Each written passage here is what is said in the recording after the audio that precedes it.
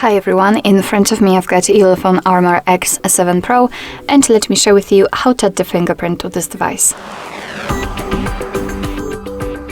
So let's start with opening the settings, and here we have to scroll down in order to find the fingerprint section. Let's tap on it.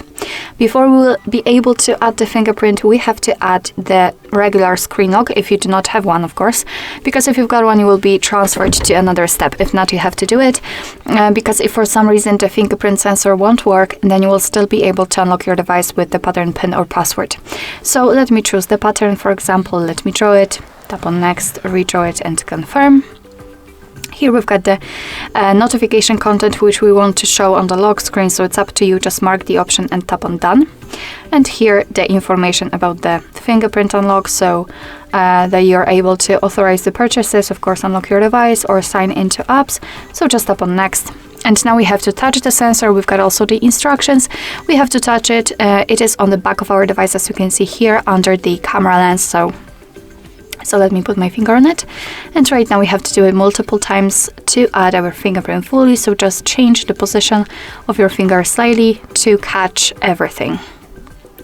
Okay, and as you can see in this device, it is really fast to add the fingerprint, so let's simply tap on done. And this is the section with our fingerprints. That's obviously the fingerprint we just added. We can remove it just by tapping on the trash bin icon or rename it. Just tap on it and tap on rename and enter the name you want. Here you can select also the fingerprint function, so only for unlock or unlock and open the app directly.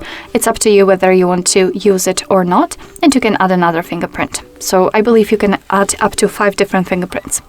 Alright, so let me look at the device and let's check if it is actually working. So let me put my finger on the sensor. And as you can see, the device is unblocked, which means that we just successfully added the fingerprint to it.